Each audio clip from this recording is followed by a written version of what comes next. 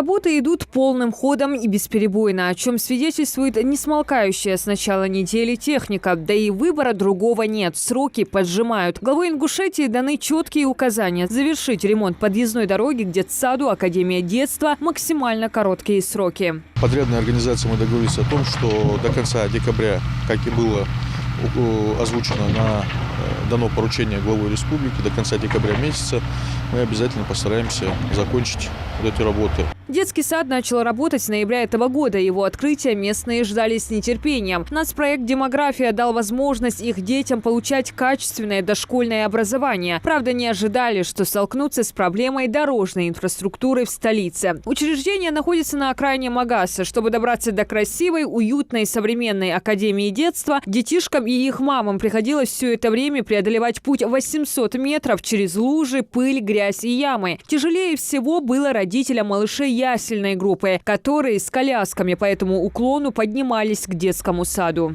Добирались, мягко сказать, очень тяжело.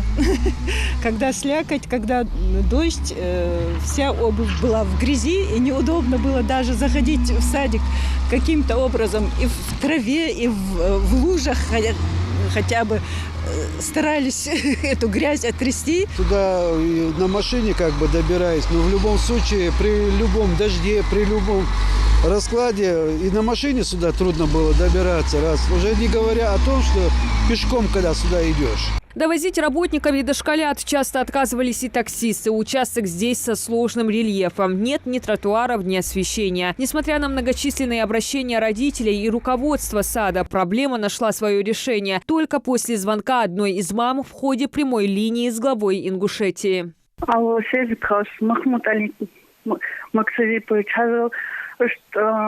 Чешкиеву 60 новый садик построили, Академия детства называется. Да. Но реально невозможно до садика доезжать. Мы как-то ехали, застряли, мы сейчас акцию, хорошо, этот завхоз помог, Это Магасе, да. Такой хороший, такой красивый сад, столько мы ждали этого открытия. Но я говорю от лица родителей. Невозможно доехать до этого это садика. Вот недавно, который, да? Да. Спасибо. Спасибо. Я знаю этот вопрос. Я уже его 2 недели говорю. Если это тот же детский сад, да? Вот. И что вы там придумали? Дорогу мы уже начинаем делать, средства мы... Когда окончите ее делать? Ну, в январе, к концу января окончим. В конце января? Да. А как быть детский сад этим детям-то с мамашами?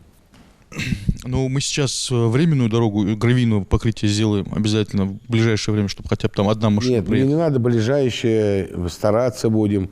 Скажи конкретно хотя бы, чтобы там была она, съехать можно было, остановить, хотя бы граверная или щебенка, как она называется? Мамудович, там дело в том, что если делать вот прям такую, скажем так, по всем ГОСТу, как бы, да, там очень объемные средства уходят, и у нас этих средств нет. Поэтому мы сейчас сделаем обязательно, для того, чтобы могли хотя бы 2 машины проехать, и тротуар им сделаем. Когда? К концу января не устраивает. Ну, постараемся сделать к концу декабря. Вопрос дорожной инфраструктуры не заставил себя долго ждать. Уже на следующий день местной администрацией были достигнуты договоренности с подрядчиком. Провели анализ дороги, пригнали технику и приступили к строительным работам.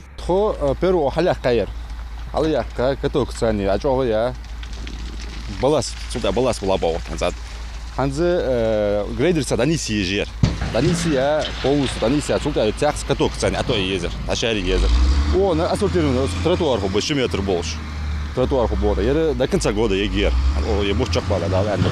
Насколько оперативно и качественно исполняется поручение главы, контролирует правительственная комиссия. Джамбулат Аздоев уже не в первый раз посещает строительный участок, мониторит ход работ, поддерживает связь с подрядчиком. Ну, как известно, в ходе прямой линии главе поступило около 300 вопросов от жителей республики.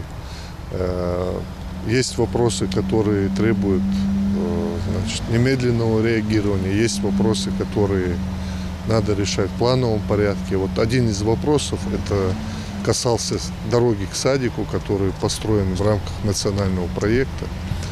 И, как вы видите, уже работа началась. Протяженность дороги около 800 метров, ширина проезжей части 7 метров. Рабочие проложат тротуар шириной 2 метра, а также установят освещение. Асфальтовым покрытием как бы вот этой дороги это немного неразумно пока делать, потому что здесь вот, как вы видите, строительные работы идут, и необходимо еще ливневые канализации проложить. Поэтому в этом плане как бы сейчас будет пока гравийная дорога, укатанная катком, то есть для безопасного передвижения на автотранспорте.